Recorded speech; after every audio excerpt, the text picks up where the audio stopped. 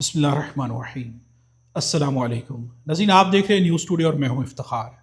درود و سلام ہو محمد اور آل محمد پر۔ ناظرین، آپ جہاں پر بھی ہیں خدا آپ کو اپنی زبان میں رکھے۔ ناظرین، انقلاب کا آغاز خود بخود ہونا شروع ہو چکا ہے۔ زرین نظامانی کے اوپر آپ گفتگو سن چکے ہوں گے۔ انہوں نے جو کالم لکھا اس کالم کو ڈیلیٹ کر دیا گیا ہے، کیونکہ اس کے اندر جو کچھ لکھا گیا ہے وہ بہت تلخ ہے۔ اب ڈیلیٹ کرنے کے بعد اس کو بہت زیادہ پاپولیرٹی ملی ہے۔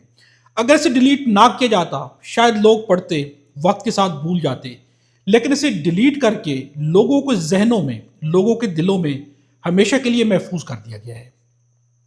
اس نظام سے بار بار غلطیاں ہوتی ہیں، بڑی غلطیاں ہوتی ہیں، شدید غلطیاں ہوتی ہیں۔ اپنی غلطیوں سے نظام جو ہے خود کو مسلسل ناکام کرتا جا رہا ہے۔ ناظرین، زرین نظامی نے جو کچھ بھی لکھا، اگر آپ مسلسل ہمارے یوزر ہیں، ویورز ہیں، تو آپ جانتے ہیں کہ میں بار بار ایک بات کرتا رہا ہوں کہ انقلاب کی ایک سچویشن ایسی ہوتی ہے کہ جس میں کسی کو لیڈ کرنے کی ضرورت نہیں ہوتی، بلکہ خود بخود جو ہے لوگ نکل پڑتے ہیں، انقلاب آ جاتا ہے۔ ایون کہ وہاں پر کسی لیڈر کی ضرورت نہیں ہوتی کہ کسی کے پیچھے چلنا ہے، کسی نے کہا ہے تو وہ کرنا ہے، بلکہ خود بخود سب کچھ ہونا جو ہے شروع ہو جاتا ہے اور وہی انقلاب ہوتا ہے۔ اس وقت زرین نظامی نے جو کچھ بھی لکھا ہے یقیناً وہ ڈیلیٹ تو ہو گیا ہے، لیکن جو کچھ اس نوجوان لڑکے نے لکھا ہے یہ تاریخ پر ثبت ہو چکا ہے۔ اب یہاں سے جو ہے نظام کو دیکھنا چاہیے، سوچنا چاہیے کہ آخر حالات کہاں پر پہنچ چکے ہیں۔ دو باتیں زرین نظامانی کے کالم سے میں آپ کے سامنے رکھوں گا، یہ باتیں بہت ہی امپورٹنٹ ہیں۔ لیکن اس سے پہلے زرین جو دو بہت ہی مشہور ایکٹرز کا بیٹا ہے، فضیلہ قاضی اور کیسر خان، یہ بات اب سامنے آئی ہے کہ یہ مشہور ایکٹر اور ایکٹریس کا بیٹا ہے جس نے ایک کالم لکھا ہے۔ فضیلہ قاضی کا بیان ہے، انہوں نے ایک بیان دیا ہے کہ میرے بیٹے نے جو کچھ بھی لکھا وہ کسی کے لیے نہیں لکھا، یعنی کہ اسپیسیفکلی کسی کے لیے نہیں لکھا گیا، بلکہ ایک نارمل بات کی گئی ہے، ایک جنرل بات کی گئی ہے، ایک مجموعی طور پر عام سی بات کی گئی ہے۔ کسی نظام، کسی ادارے، کسی حکومت، کسی کے خلاف نہیں ہے۔ ان کی طرف سے یہ بیان ہے، کافی لمبا چوڑا بیان ہے۔ لیکن اب زرین نظامانی نے لکھا کیا ہے؟ زرین کا لکھنا ہے کہ حب الوطنی زبردستی نہیں سکھائی جاتی، یہ خود بخود پیدا ہوتی ہے جب برابر کے مواقع ہوں، مضبوط انفراسٹرکچر اور نظام مؤثر طریقے سے کام کر رہا ہو۔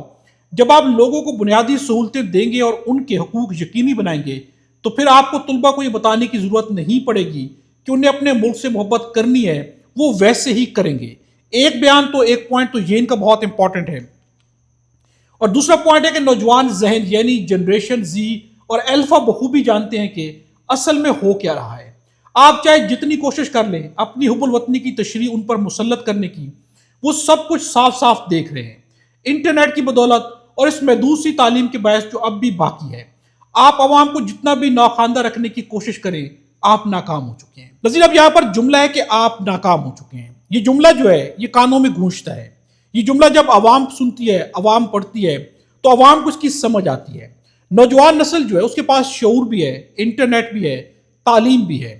نوجوان دیکھ رہے ہیں، سمجھ رہے ہیں، جو دکھتا ہے وہی حقیقت ہوتی ہے۔ اس کے اوپر جتنی دلیلیں پیش کر دی ہیں، اس کو جو ہے جسٹیفائی کرنے کی جتنی کوشش کر دی جائے، لیکن حقیقت جو ہے وہ سب کے سامنے ہوتی ہے، اور حقیقت جو ہے اس سے کبھی بھی انکار ممکن نہیں ہوتا۔ زرین نظامانی کے کالم کو ڈیلیٹ کیا جائے، کچھ بھی کیا جائے، کیا ایک زرین نظامانی ہے جس کا کالم ڈیلیٹ کیا جا سکتا ہے؟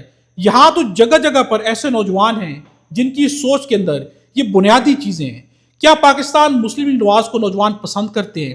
کیا آج کا نوجوان پاکستان مسلم لیگ نواز کو، پاکستان پیپلز پارٹی کو ووٹ دینا چاہتا ہے، یا باقی مجموعی طور پر جو پارٹیاں ہیں کیا ان کو ووٹ دینا چاہتا ہے؟ آج نظام کے اندر خوف کیا ہے؟ خوف تو یہی ہے کہ انہیں عوام جو ہے، نوجوان جو ہے ووٹ نہیں دینا چاہتے۔ کیوں نہیں دینا چاہتے؟ چونکہ نوجوانوں کے پاس شعور ہے، نوجوان سمجھ چکے ہیں کہ یہ پاکستان کے ساتھ، ریاست کے ساتھ، عوام کے ساتھ مخلص نہیں ہے۔ اب اگر ان لوگوں کو اقتدار کی کرسیوں پر بٹھایا جائے گا تو پھر نوجوان کیا سوچیں گے؟ کیا نوجوان اس حقیقت کو نہیں دیکھ رہے کہ ان لوگوں کو جب ہم نے ووٹ دیا ہی نہیں ہے تو انہیں کس طرح سے لایا گیا ہے؟ کیا اس نظام کو یہ نوجوان جو ہے، یہ جنریشن جو ہے یہ مان لے تو کیوں مانے؟ دلیل کیا ہے؟ اس کو ماننے کی دلیل کیا ہے؟ کیا ان لوگوں کی وجہ سے، جب خود جو آج نظام کہہ رہا ہے کہ آپ کو 2 سال میں کچھ نہیں کر سکے، آپ کچھ کر کے دکھائیں نہیں تو آپ کو اتار دیا جائے گا، جب نظام خود آج یہ کہہ رہا ہے تو کیا نوجوانوں کو نہیں کہنا چاہیے؟ یقیناً نوجوانوں کو کہنا چاہیے۔ نوجوان آج یہی کام کرے۔ سہیل آفریدی باہر نکلے، نوجوان کیوں آ جاتے ہیں؟ اس لیے کہ جو بات سہیل آفریدی کر رہے ہیں، جو بات عمران خان کرتے رہے اور کر رہے ہیں، یہ نوجوانوں کے دلوں کو چھوتی ہے، ان کے ذہنوں پر اثر کرتی ہے۔ اس کے اندر وہ اپنا مستقبل دیکھتے ہیں، ایک بہت ہی اچھا مستقبل دیکھ رہے ہوتے ہیں. جبکہ دوسری جانب یہ جو حکومت کے لوگ ہیں، اگر آج بھی مریم نواز ہوں، بلاول ہوں، یہ کہیں پر کھڑے ہو کر نوجوانوں کو خواب دکھاتے رہیں، جب نوجوان نسل کو ان کے اوپر یقین ہی نہیں ہے، اپنی زبان کا، اپنے عمل سے یقین جب کھو بیٹھے ہیں، تو اب کچھ بھی کہتے رہے، یقین وہ واپس نہیں آتا. نظیر یقین بہت ہی نازک سی چیز ہے. جب ایک دفعہ ٹوٹ جائے تو کچھ بھی کر کے دیکھ لیا جائے، یہ یقین واپس نہیں آتا. اس وقت نوجوان نسل کا یقین نظام کے اوپر سے، حکومت کے اوپر سے اٹھ چکا ہے. زرین نظامانی ایک شخصیت نہیں ہے، ایک نوجوان نہیں ہے. اس کالم کو ڈیلیٹ کرنے سے یہ جو جذبات ہیں، کیا یہ ختم ہو جائیں گے؟ نظام کو یہاں پر سوچنا چاہیے کہ جذبات ختم نہیں ہو رہے. نوجوانوں کے ان جذبات کو ختم کرنے کے لیے نظام کو وہی کرنا چاہیے جو کہ نوجوان ان سے ایکسپیکٹ کرتے ہیں. نوجوان جو چاہتے ہیں اگر اس طرف کام کیا جائے گا تو یقیناً یہ ساری چیزیں آج جو جذبات نوجوانوں کے اندر آ چکے ہیں، یہ آہستہ آہستہ چلے جائیں گے. یعنی جو نفرت ان کے اندر بڑھتی جا رہی ہے، یہ نفرت ختم ہو جائے گی. ریاست کی بہتری کے لیے بڑی بڑی تبدیلیاں بہت ضروری ہیں. نذیر زرین نظامانی کے اس کالم کے اوپر فہیم اختر ملک کا کہنا ہے، صحافی ہیں، 2026 کے پہلے روز ہی ایکسپریس ٹریبیون نے زرین نظامانی کے آرٹیکل کے ذریعے پہلا جھٹکا دیا کہ آپ کا کھیل ختم، آپ کا سودا اب نہیں بک رہا. نذیر یہ حقیقت ہے. اس حقیقت کو، اس پورے نظام کو، حکومتوں کو ضرور اس پر غور کرنا چاہیے. دوسری جانب رضوان گلزئی کا کہنا ہے، سارے سوشل میڈیا پلیٹ فارمز پر صرف زرین نظامانی کا آرٹیکل ڈسکس ہو رہا ہے. ویسے یہ مضمون ڈیلیٹ کروانے کا آئیڈیا کس جینیس کا تھا؟ یعنی جس نے کہا کہ اس کو ڈیلیٹ کر دیا جائے، اس کا آئیڈیا جو ہے بہت ہی خوب آئیڈیا تھا، جس نے اسے ہمیشہ کے لیے نقش کر دیا ہے. ایون کہ سہیل راج کا کہنا ہے کہ جب تک کوئی ثابت نہ کر دے، اس وقت تک کسی کی حب الوطنی کے بارے میں نیک نیتی پر شک کرنا، اس کی سوا وجہ کیا ہو سکتی ہے کہ شک کرنے والے خود بدنیتی کا شکار ہو چکے ہیں. نظیر اب یہ سہیل راج بھی کیا اٹھے ہیں، یعنی کہ سہیل راج جیسے صحافی بھی جو کہ نظام کو مکمل طور پر سپورٹ کرتے ہیں، وہ بھی کیا اٹھے ہیں کہ کسی کی نیک نیتی کے اوپر شک کرنے والوں کی اپنی نیت کے اندر کہیں نہ کہیں پر کوئی خرابی ہے. نظیر اس وقت ریاست کے اندر سب سے زیادہ جو شک کیا جا رہا ہے وہ کسی کی نیک نیتی کے اوپر ہے، کسی کی حب الوطنی کے اوپر ہے. یعنی کہ یہاں پر غدار کہنا بہت عام ہے. حکومت کے لوگوں، منسٹرز ہوں، عام لیول پر بیٹھ کر کسی کو بھی غداری کے فتوے جاری کر دی جاتے ہیں. جس طرح سے غداری کے فتوے جاری کی جاتے ہیں، اس سے تو لگتا ہے کہ پاکستان کے اندر کوئی محب وطن ہے ہی نہیں. نظیر اب میں آپ کے سامنے اگلی خبر رکھتا ہوں. اس وقت جسٹس منصور علی شاہ اور جسٹس اطہر من اللہ کی پینشن کے بارے میں کچھ خبریں جو ہیں انٹرنیٹ پر، سوشل میڈیا پر گردش کر رہی ہیں. دونوں کے بارے میں کہا جا رہا ہے کہ بالترتیب 15 کروڑ 10 لاکھ روپے اور 15 کروڑ 40 لاکھ روپے سے زیادہ جو ہے پینشن حاصل کر رہے ہیں، جبکہ دونوں کی ماہانہ پینشن کے طور پر بالترتیب 11 لاکھ روپے اور 12 لاکھ روپے سے زائد رقم مل رہی ہے. اس کے علاوہ میڈیکل، رہائش، دیگر سہولیات اور بیگمات کے لیے مراعات حاصل ہیں. یعنی کہ ان کے بارے میں تو کہا جا رہا ہے، کیا یہ سہولیات باقی ججز کو نہیں دی جاتی؟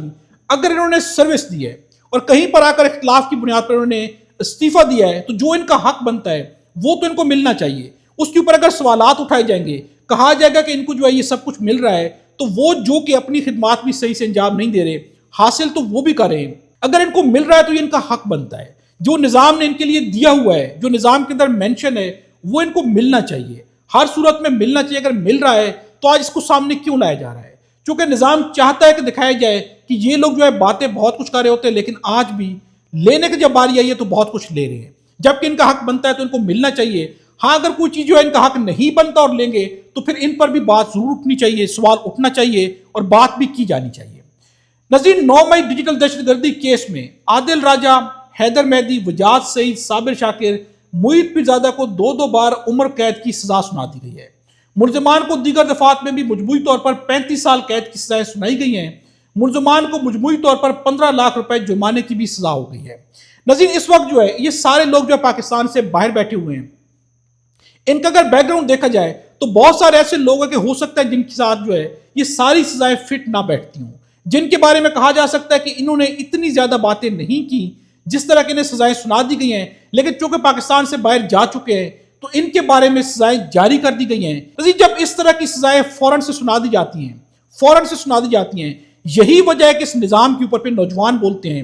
پھر آج کی جو نوجوان نسل ہے وہ ہر چیز کو دیکھ رہی ہوتی ہے، وہ اس کے پیچھے جو ہے سیاسی انتقامات کو دیکھ رہے ہوتے ہیں. وہ سمجھتے ہیں کہ یہ سزائیں جو ہیں حقیقت کی بنیاد پر نہیں بلکہ سیاسی انتقامات کی بنیاد پر سنائی جا رہی ہیں. اس لیے ان کا یقین جو ہے حکومتوں کے اوپر سے، نظام کے اوپر سے ختم ہوتا جاتا ہے. نظیر زرین نظامانی کا جو کالم ہے اس کو ڈیلیٹ تو کر دیا گیا ہے، لیکن جب تک نظام اپنے اندر بہتری نہیں لائے گا تو اس طرح کے کالم ہو سکتا ہے کہ بار بار لکھے جائیں. آج تو زرین نظامانی نے لکھا ہے، لیکن ہو سکتا ہے کہ کل کوئی اور بھی لکھ دے.